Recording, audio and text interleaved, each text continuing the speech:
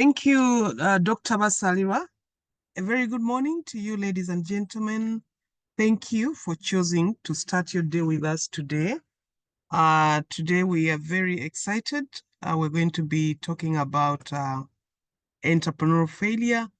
And I really must say that failure is normally something that we don't want to associate with, something that we don't want to talk about, yet it happens to us most of the time in a lot of things that we do. But specifically this morning, we want to focus on failure in entrepreneurship. And as an entrepreneur, if you're already running your business, you must have experienced it. It feels very bad. You don't want to associate with it. You don't want to talk about it. It affects the individual entrepreneur. It affects the people that work in a business. It affects society as a whole. It gets you disappointed. It causes financial strain. And that is something that we rarely talk about. And most of you remember most of the time when we bring speakers here, they talk about their success story. Of course, they talk a little bit about how they failed, but the focus normally is on the success. Ladies and gentlemen, this morning we are going to be talking about the power of entrepreneurial failure, the secret weapon of entrepreneurial failure. What is it?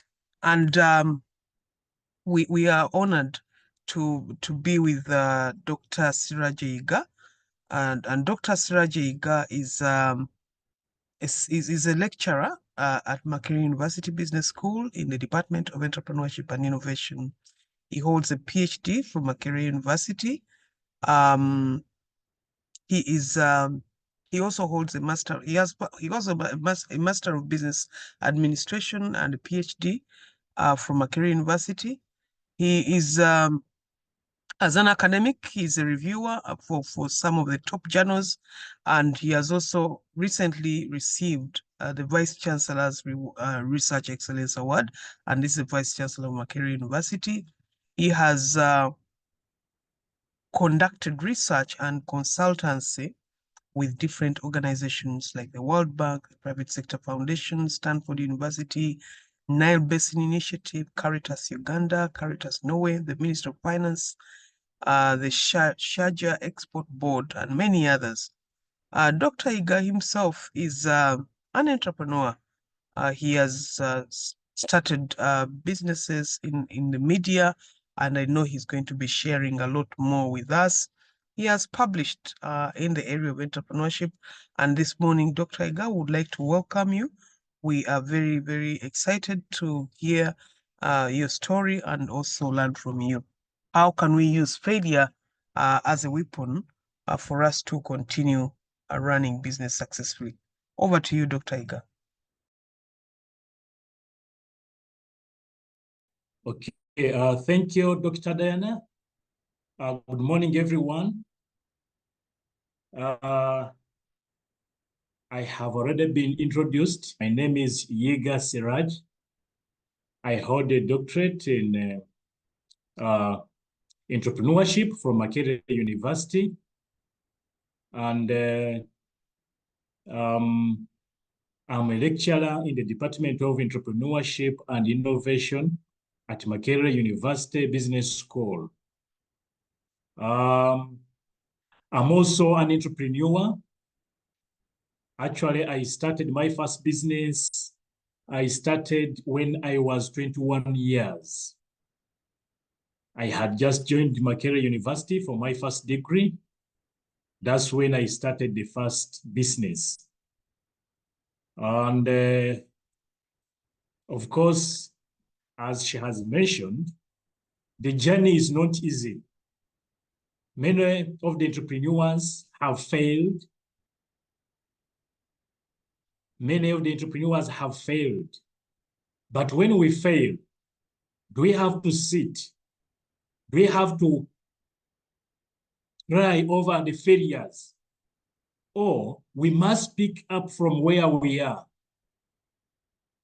Of course, when we look at many of the entrepreneurs who are successful today, And if they are to tell us their stories, you see that it has been a journey which has failures, successes here and there. But the most important thing is, how do we treat failure? Some of us, we are looking at failure as a secret to that success that all of us are looking for. Okay? Like we are going to see, there is a term in entrepreneurship, we call them repetitive entrepreneurs. Most of us are repetitive entrepreneurs. We fail and start again. We fail and start again. So you will repeat as we fail. There are a number of things that we learn. Now, we pick from those lessons. They become our strong weapons that we use when we decide to start again. That's why some of us are embracing failure as a weapon in this entrepreneurial journey. Of course, like I've said, I've done a number of businesses, especially in the media. I've owned a radio station, a TV station, and a number of, and a training institute. Then, of course, I've also done something else now in technology. Those are some of the businesses that I have run in my career. And you cannot expect me to be succeeding in all these. Like I've told you, the journey is not easy. We face a lot of challenges as entrepreneurs. But the most important thing is for you to look at this failure in a positive way. You pick out the positives. They are the ones that we ride on to achieve the success that we are looking for as entrepreneurs. You are going to allow me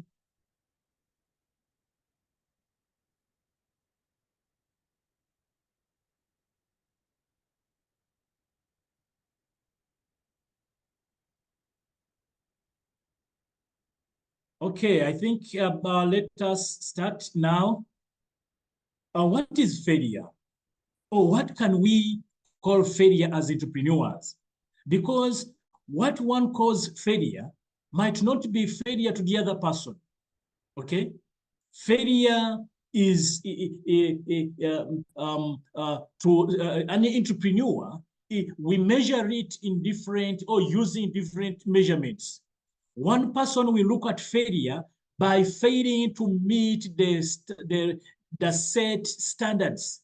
For instance, I may argue that in the first quarter of the year, I must have achieved this and this and this.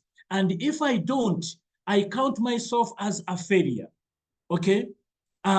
So when you don't achieve, some people are going to look at themselves as failures, but to others, they will look at failure in a different way. That I have failed to build my, for instance, my my staff. I expected to have grown my team to this level. Others are going to look at turnover. Others are going to look at the number of businesses and other resources that they can add. Okay? So if they fail, they are going to look at themselves as failure. Okay? Now, there are a number of questions that we normally ask ourselves. Have you ever heard about the saying that failure is not an option? It's not an option. I mean, why do you set up your business? Then you look at yourself as, I think when I reach this month, even if I fail, it will be okay. So there is that question. Have you ever heard about the saying that failure is not an option?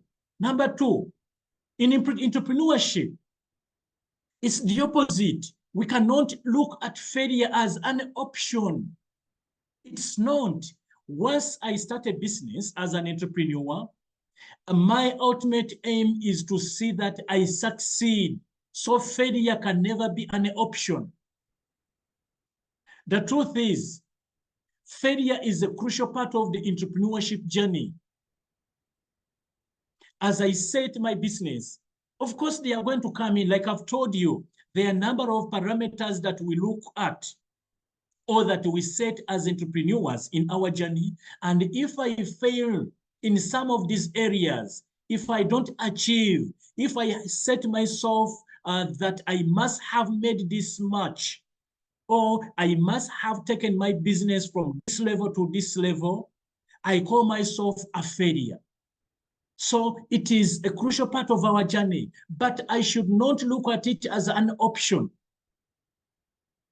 So it is through these setbacks that we learn and grow as entrepreneurs.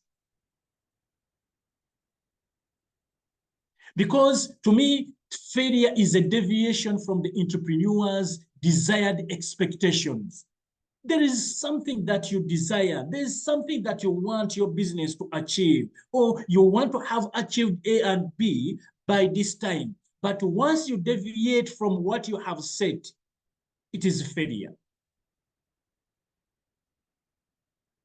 Now, having acknowledged that it is part of us, having acknowledged that in any business we can have these failures, we can experience them.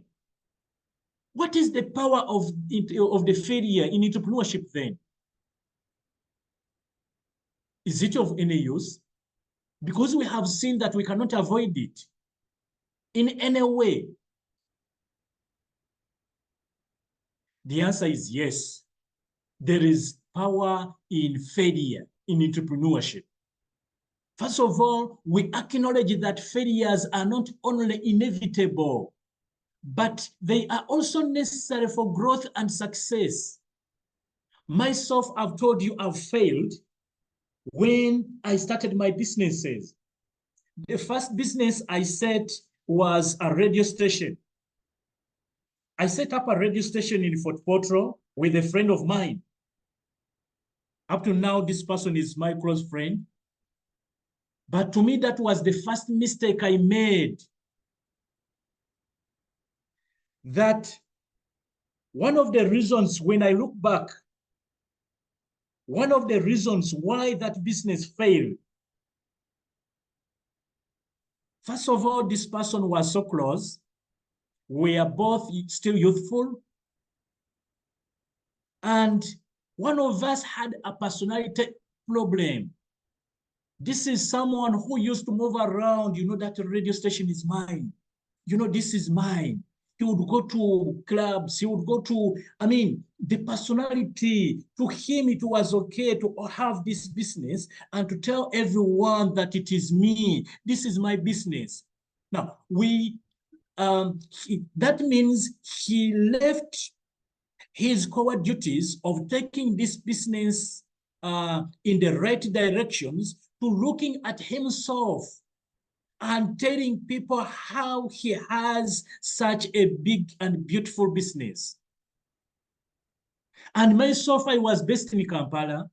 I never gave this business time. I knew my friend was there. He was moving. He was doing what? So on very few occasions, I would go to Fort Potro to see how the business was moving.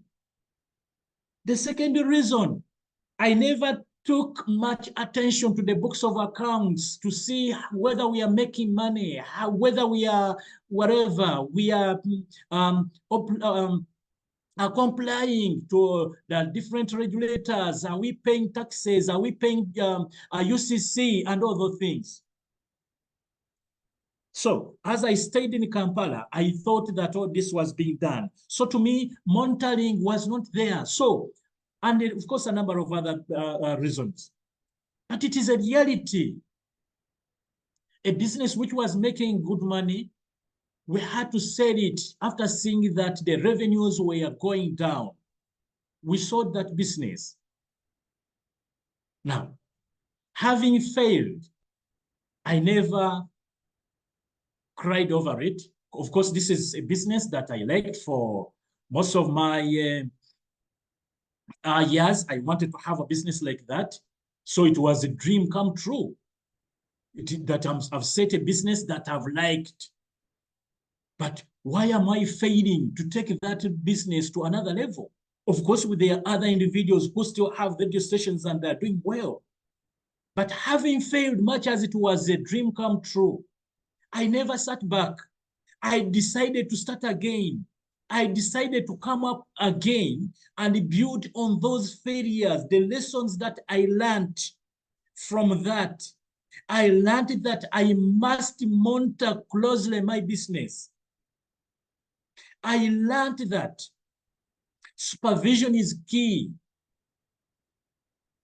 I learned that you should never trust your partner, even when he's that close to you as a friend, that you leave everything to him. So you can see how I'm benefiting from the failures that we had, that the next business I set, the story was different. So to me, these are lessons that we can pick from those failures. Like I'm telling you why I think we failed and what I picked from that. So to me, the learning experience that we get from that is what we need to build on as entrepreneurs. Of course, when you look at the report by the Global Entrepreneurship Monitor, which is putting Uganda among the most entrepreneurial countries in the whole world. And of course, this report has also been supported by the Apex Index, which is a UK think tank. They are also placing us among the most entrepreneurial countries. And of course, I've seen of late the World Bank, that Global Economic Prospective Report of 2025. They are also placing us around there. But then, as entrepreneurs, we have a question that we have to ask ourselves. Are we really calling everyone who starts a business an entrepreneur? We have those who are small business owners, like someone who has a store which is selling tomatoes. Is he an entrepreneur or is she an entrepreneur? Of course, that's where the debate comes in. As entrepreneurs, as scholars, these are some of the things that we need to look at and see how we can also educate the masses about these two groups, small business entrepreneurs and entrepreneurs, because those reports will show us as among the most entrepreneurial countries, when actually some of these people we are talking about are small business entrepreneurs. But my point here is, whether it is a small business entrepreneur or whether it is a small business owner or an entrepreneur, the most important thing is, do we succeed when we start businesses? If we are having that good position as number one, but also we are enjoying the same position when it comes to those businesses which fail within their first years, within their first 3 years of inception. Of course, this is not a good position, but it is a fact. Our businesses are failing. Now, my point here is, when we fail, do we pick it up from there and we start again? Do we learn anything from these failures? Do they teach us anything? Like some of these other entrepreneurs who have learned a lot from these failures. Of course, one time we had the late Murwana talking about the struggles that he had when he was starting his businesses. He gave us one time, I attended one of his, he had a training somewhere, and he was talking about how he used to fail, but he never let himself down. He could pick himself up again to start again. Of course, we also have stories from Gordon Wavamuno. He's also talking about the same things, how he has started a number of businesses in his early years of his business journey, but then he has been failing. Now, when he failed, the most important thing that we want to pick up from this is us not sitting us not lagging behind, us not giving up because we are failing. Okay? Now, most of these people are showing us that failure is part of the journey. Failure is part of the game. It is okay to fail. But when we fail, let us pick ourselves up and start again. What are the benefits of failing as an entrepreneur? Do you know that we have benefits? We benefit from this. Okay? The benefits of failing, this refers to the positives that come from this. Okay?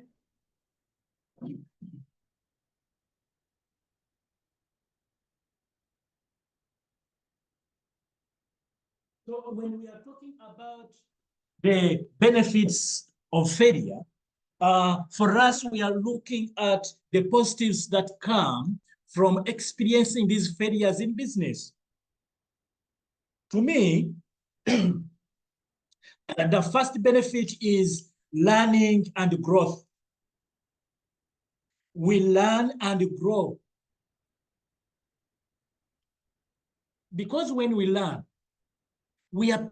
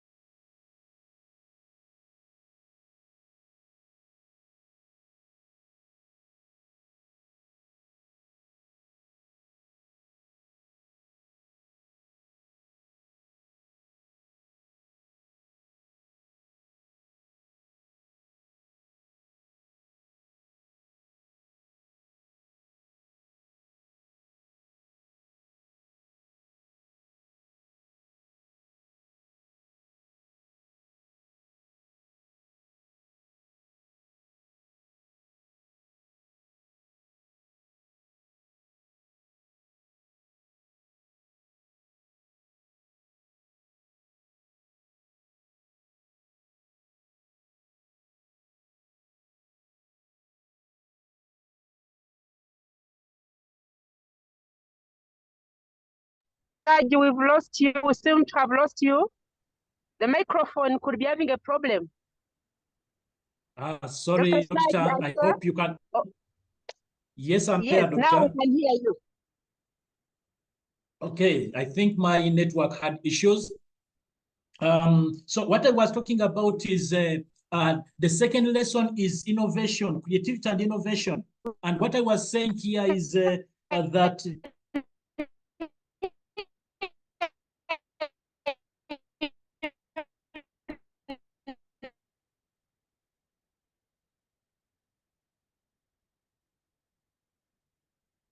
so what I was saying here is that when we learn, when we fail, we are able to become creative and innovate. Okay. And I wanted to give you an example here of one of our businesses. We are in the mining business somewhere. We bought a company which had failed. They borrowed money from the bank and they failed to pay back that money. So we got this business from the bank. When we got this money from this business from the bank, we went there and found that this company had some material which they had kept somewhere as waste. You know, okay, this product is, we are talking about granite. We are making granite tiles, kitchen tops, and a number of those things. Now, when you get this product, you take it to the machine, it shapes the product that you want to get from that granite. Now, the offcuts that they get off, there's nothing that you can use, you can get from those offcuts. So they would keep them as waste. Now, when I went there, I realized that there is something that we can get out of this waste, or the so-called waste. We decided to get a crushing machine, at least to crush these offcuts, such that we can get something out of them. Now, what used to be waste today is a cash cow, because we found somebody who can buy the crushed stones. There are people are using them as a stone base. that is used in construction of roads. So you can see this is an innovation that is coming because I realized that having not been creative the first time I had business, it made me to collapse, or it made my business collapse. Now, innovation is coming up, or is coming in now at this stage, because I realized that we have to be innovative for us to be able to make money and then get an edge over competition, right? The third benefit is you build a stronger team when you fail, okay? You build a stronger team. Now, what did we do? We had to poach. This time we had to poach the cream from other companies around. So are you saying that now we building a strong team, which can help us produce, which can help us work, which can help us market what we are producing? Another benefit is that when we fail, we learn what works and what doesn't. Because this means you are not going to go in any business that, you are not going to go in any business just like that. This time you are going to screen, you are going to only look at those businesses where you feel you can have an edge, or where you feel you can do something better than the rest. Also, there is increased confidence. Don't you think that we are now getting confidence? Oh, you are more confident because you have gone through a number of things. You have this experience that you have gone through. So now you are more confident. Then there is better decision making. Because of the experience still, there are decisions that you are not going to make this time. And lastly, you build the resilience. How do we build the resilience as entrepreneurs? We build the resilience by, of course, we build the resilience by doing the right things, assembling the right team, getting the right equipment, having the right books of accounts, looking for the right market. I mean, doing everything in the right way. That is giving you, or it becomes a backbone for your business. You get stronger, you get in a more better position that is going to help you build your business and take it to another level. So how do we, much as we are saying this is good, failure is good, are we going to look at our source and target, or we have this in our mind that maybe after 3 months, let me first fail, such that I learn, then I start again? No, we have to refrain from failure. But when it comes, let us turn it into a positive experience, because it is about changing one's perspective on failures and viewing them as opportunities for growth and development. Lessons, which, of course, there are lessons that we learn from this or from failure. Now, like me, if you were to ask me, the number of lessons that I learned from this. One, we have to focus on those lessons that we picked. One, why did I fail? What was the mistake? Why did I do wrong? So you focus on those lessons. Number two, you embrace the challenge.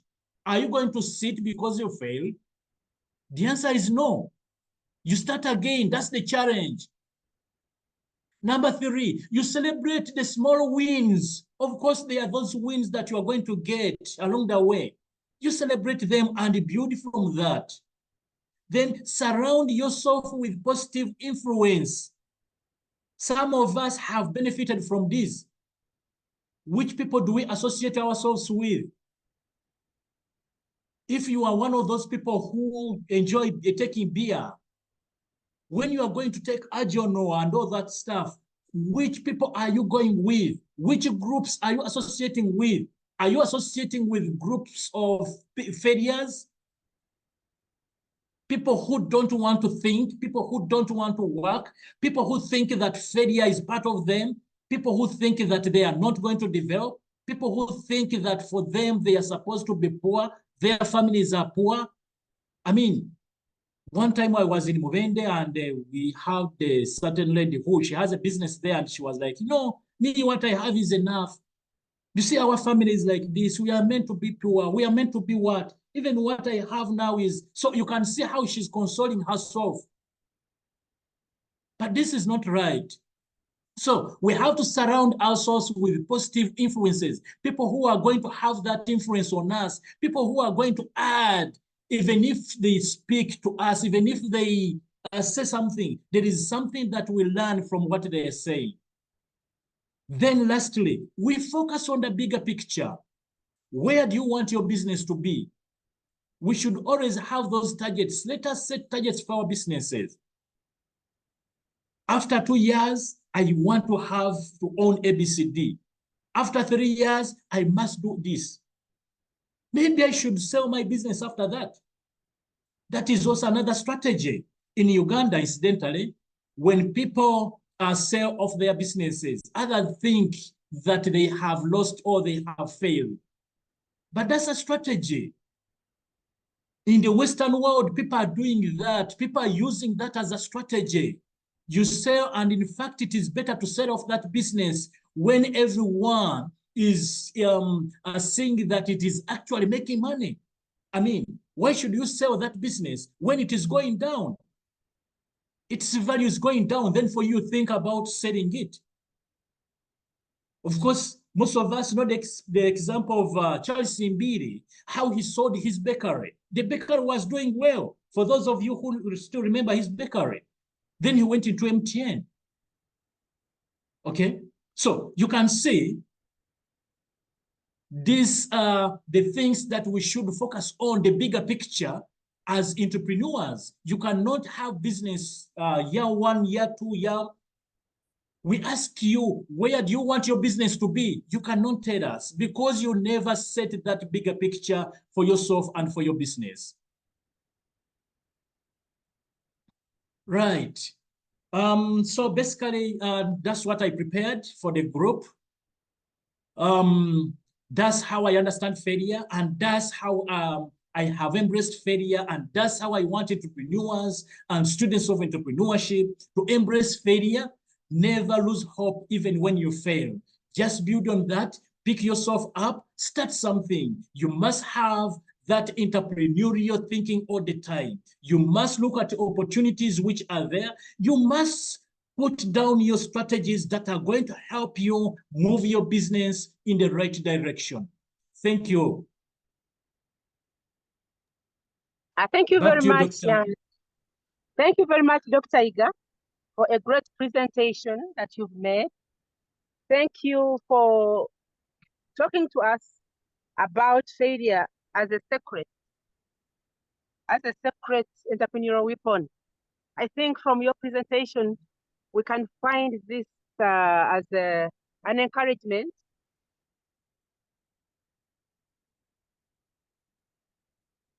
with us, your experience in business. I've taken note that you indicated you started business as early as your foundations on that. And you told us that we use different measures to measure failure in business. Others look at whether the set goal was achieved. Others look at whether you failed to build the number of businesses. Others look at revenue received. Others look at amount you've sold. But failure is not an option. However, you've strengthened us and encouraged us and inspired us that when you fail, it's not fatal. But when you fail, you should pick yourself up and continue again and again. You've told us that we need to learn. We need to learn from our mistakes and be able to move and go ahead. We've picked a lot, we've learned a lot. The benefits you've given us, you fail and start again. you learn what to improve on your confidence, you become a better decision maker, and many other aspects. I know that the people logged on here have learned a lot and may want to interact with you further. So I'd like to invite Mr. Bone Kagaba to lead us in a Q&A session. Thank you very much, Dr. Yiga. Bone Kagaba, please unmute and lead us in a Q&A session. Thank you so much, Dr. Edith, for a very wonderful host and for this opportunity. Dr. Yiga, thank you so much for speaking to us about a subject that most of the entrepreneurs fear, but yet it's the reality and part of the journey. My name is Bone Kagaba. I work with the Entrepreneurship, Innovation and Incubation Centre, and also teach in the Department of Entrepreneurship and Innovation, and I'm here to guide the audience in the Q&A. My role is to find out those ones who have put up their electronic hands and then probably have an interest to ask a question or comment live on what Dr. Yiga has shared. So, but for now, I would encourage that you raise up your hand. I'll be able to see you and then give you an opportunity. However, without wasting time, there is one in the chat from Joy. I think it's a comment. She's saying, it is the business that fails. The entrepreneur does not fail. Thank you, Dr. Yiga, for a well-put presentation. Learning has taken place. So, Dr. Yiga, that is from Joy over there. Allow me try to look also in the Q&A. No issue raised yet, but I would interest everyone to probably, if you have a comment or a question, put up your hand. I'll be able to give you an opportunity through my technical team. Okay, Dr. Edith also here in the chat is saying, Dr. Yiga, thank you for your great presentation. Which business did you start with? That is from Dr. Edith. That is one. Number two, let me give an opportunity to Rachel. Rachel, I don't know whether your hand was raised in error because I no longer see it.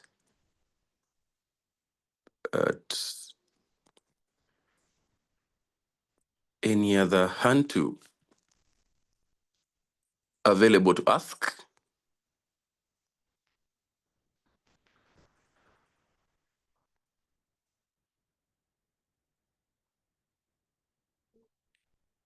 Okay, another one is from Catherine. Catherine's iPhone. She's saying, thank you so much, Dr. Yiga. Regards, Kathy Nasali. Must everyone do business? Must everyone do business? Doctor, I think you're noting down. And this is from Shakila Naguja, and then I will give you an opportunity probably to answer those. Then as we wait, indeed learning has taken place. How did you handle doing a business with a friend? Did you ever conflict? On how to handle payments and human resource. Shakira Naguja is asking, indeed learning has taken place, but how did you handle doing a business with a friend? Did you ever conflict on how to handle payments and human resource? Dr. Yiga, I want to first give you those ones and you answer them. Maybe before, I can also give you this so that you have a bundle. I'm just inquiring, this is from Q&A Arthur. Aura Rogers is saying, I'm just inquiring in case the business fails, yet it was all your hope. How do you encourage this individual to bounce back in that very sector? Dr. Yiga, I think I should give you this to first bite. Then if there is more engagement, I'll definitely come back if we have more time. Doctor. Okay, thank you, Bonnie, and thank you, everyone who has logged on and for the questions that you have raised. And I must appreciate the fact that learning has taken place now. The first question was from Dr. Edith. Which business did you start with? Of course, my first business was incidentally a radio station. You know, I started working when I was 21 years. That was in a radio station. Now, when I worked in a radio station, I said to myself, I must start one for myself. How? I don't know. Do I have money? I don't know. But what I wanted is to have this business. And during the youthful years of my journey, I had this confidence that whatever I wanted, I could start it or I could do it. And indeed, I did that. Now, so my first business was a radio station in Fort Portal. And this, I think, when you look at Shakira's question, how did you handle doing business with a friend? Now, this very business, I set it up with a friend of mine who is a good friend of mine. And indeed, to me, part of the or some of the reasons why this business failed is because I overtrusted this person. I left the responsibility of running this business to this person. And I mean, he was so close that even when he did things not the right way, I could not even say anything. Somehow I was contented all the time. Okay, so conflicts would have come, but then because of that relationship, because of the confidence, because of, this made me believe that really whatever I was doing with the person was the right thing, and things were moving on well, not realizing that actually that was not the case, right? Now, so the business failed. But as an entrepreneur, I continued. You don't fail as an entrepreneur. You continue. So those are the first two questions. Then the third was, must everyone do business? Of course not. Not everyone is going to do a business. Now, as someone who teaches entrepreneurship, one thing that we encourage people is that when we start, when we get out of school, or when you decide to start a business, some of us don't have capital. We must build that capital base.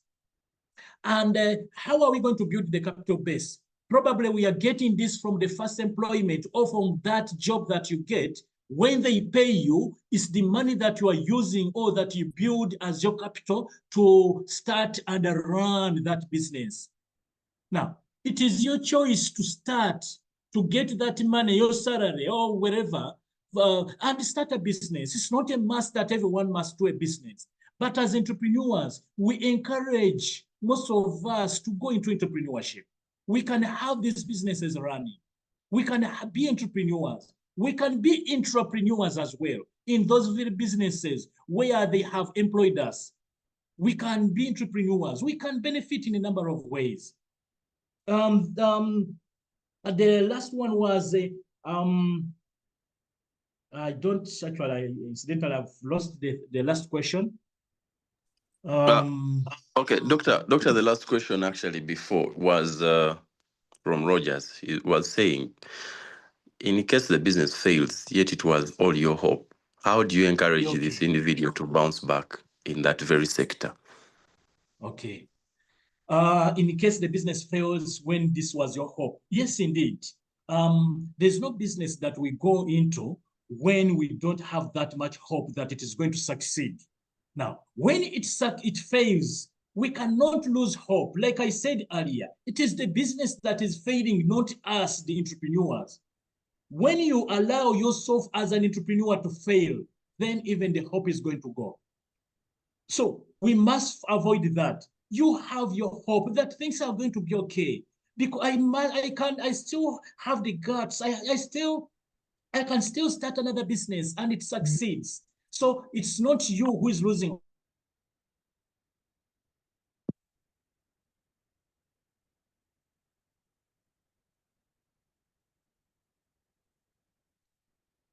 Dr. Yiga, I can't hear you, I'm afraid. I don't know whether it's only me, but seems you are again having a network kind of loss there. Dr. Sirajje? Okay. As maybe he was trying to say that most of the times it's actually business that fails, but not an individual. So the fact that you're behind that dream, that vision that you're driving, I know once it can fail, but you, the person, remains over there. So he had tried to tackle a number of questions in the first round, but it is very, very critical, of course, for entrepreneurs as well, to put it on their agenda that failure can come, especially in the business angle. Dr. Yiga, I don't know whether you're back, but I can't see you here in my spaces here. Doctor, you're back, but I'm wondering if you can now talk. We have a bit of 2-3 minutes. I wanted to give you another round of questions. Can you say you can hear me? Yes, I can.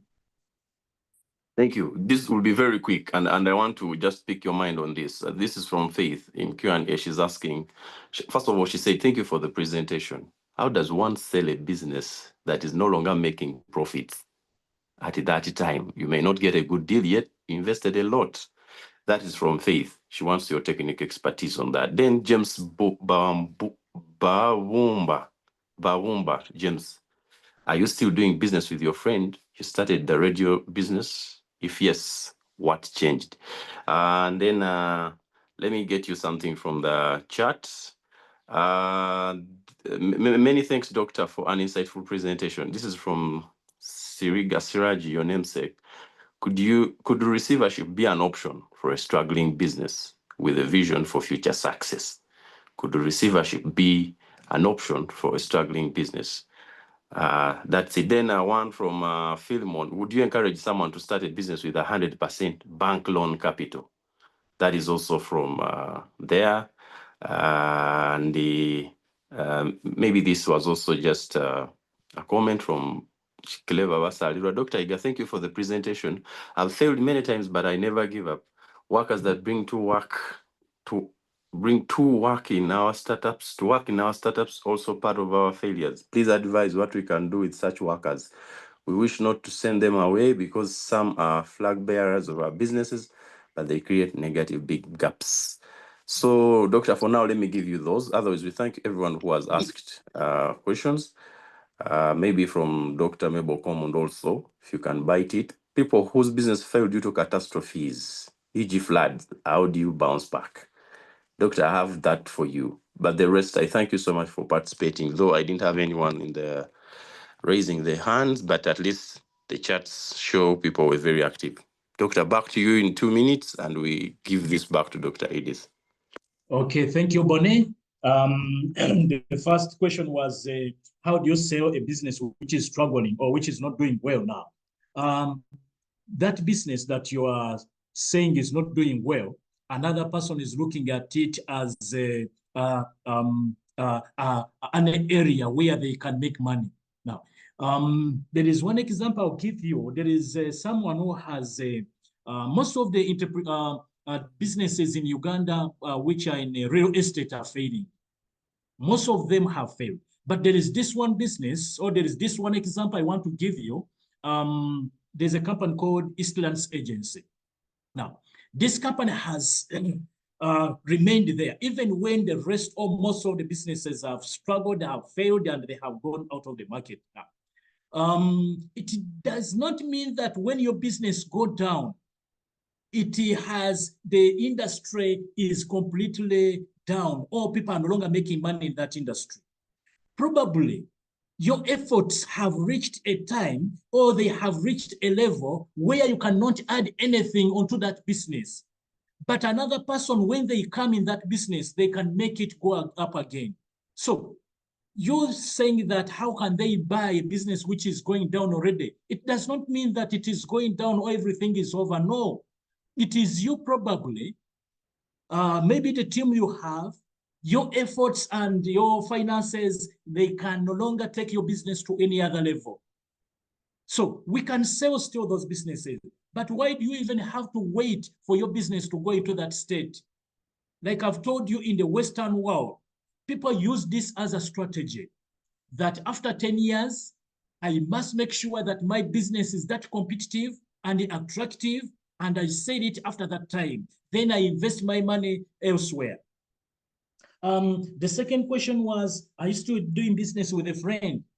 Of course not, but we are still so close and we are advising ourselves on a number of things. We are not doing any business together, but we are that close. We are that close, and he advises me, I do. The third one was receivership, an option. This is up to you. As an entrepreneur, where you want to take your business. If you've seen that these ones can give you, or they can take your business to maybe to come up again, the option is yours. For us, we shall not dictate where to, which decision to take or to make for your business. Then handling a bank loan, starting using a bank loan. Of course, I really don't like people starting businesses using loans.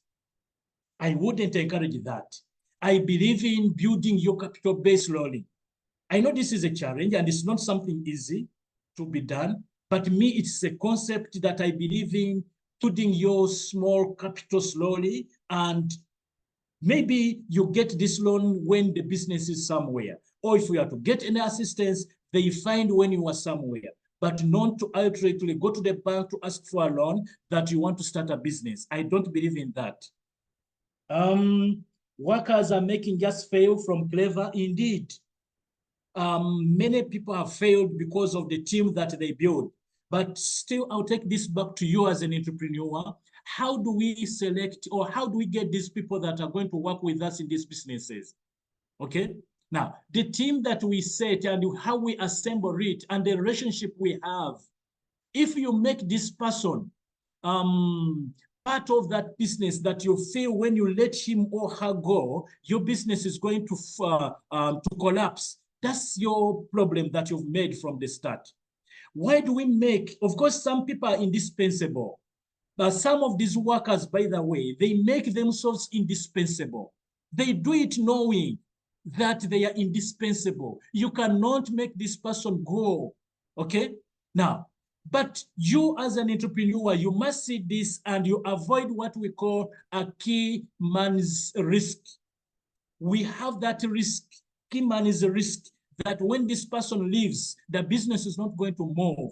Probably he's the best person I have in the marketing department or in a production department. We must avoid the key man is a risk. Yes, Dr. Yiga, you should be summarizing. The last one is on people who fail. I don't have that one, Bonnie, the last one. Yeah, I think it was those ones who fail, or businesses failed due to catastrophes like flooding. How do you bounce back? From Dr. Mebo Komunda? From Dr. Maybe Mebo. in 30 seconds. Yes, Doctor, of course, there are a number of reasons why our businesses are failing. And we have no control sometimes when the things are coming. You don't even know when they are going to come. But like I said, you, the entrepreneur, never lose hope. It is the business that is failing, but you, the entrepreneur, you've not failed. So whether it is a catastrophe, whether it is a disaster, whether it is what, you can pick yourself up and start again. Don't lose hope as an entrepreneur. That's what is in the mind of an entrepreneur. If we are to look at the mind of an entrepreneur, he is not going to lose hope. He is that innovative and creative all the time. He is looking at other opportunities that he can exploit to start again. Thank you, Bonnie. Thank you so much, Doctor. Maybe also on that particular one, as entrepreneurs grow, there are functions like insurance and leveraging on partnerships. Dr. Mebo, that one probably can help you bounce back. Dr. Yiga, you've been a very, very insightful presenter and a teacher today, teaching us from practice, and from the experiences. It has been very humbling. For one, I run businesses and I've failed. 2016, I started a fishmonger business in Nakara market. I failed terribly. I thank God we bounced back, not in fishing, but something different. Failure is part of the success stories of businesses, and many have failed. Thank you so much, Dr. Edith, for this opportunity that you gave me to moderate this session in Q&A. Back to you, and thanks, entrepreneurs. Maybe I can say, come to MUBS Entrepreneurship, Innovation and Incubation Center for the Accelerator Program. Businesses are failing not actually because you are bound to fail, but maybe you don't have support in terms of business development services. Thank you so much. There is Remy and the entire team. They can look at your business, do an audit, and actually you can avoid failure. Some of the failures in businesses are very avoidable in the 21st century. Back to you, Dr. Edith. It's been a pleasure. Thank you very much, Mr. Bonekagaba, for the Q&A session. Thank you for moderating it so well. And allow me again to appreciate our presenter, Dr. Yiga Sirajje. Thank you very much for the responses that you've given and further interaction with our participants. You had about 100 people logged on listening to you, and I'm sure they've learned a lot. Ladies and gentlemen, we've reached the top of the hour already. I don't want to hold you here any longer, but I would like to appreciate the MUBS Entrepreneurship, Innovation and Incubation Center for the services they offer. Those who were logged on at the beginning, you learned about the different programs, different services they offer at the Entrepreneurship Center, among which there are business clinics, the incubators, Incubation Center. So in case of any challenge, any problem, please approach Makerere University Business School at the MUBS Entrepreneurship Innovation and Incubation Center. You'll find many facilitators there who will be able to take you through any challenges that you have. I'd like to appreciate the director of the center. I appreciate the whole team that works at the center. I appreciate Makerere University Business School management for enabling this to happen. Ladies and gentlemen, thank you for logging on this morning. And remember to log on again next Thursday, same time. I would like to leave you at this. Have a blessed Thursday. Bye-bye for now.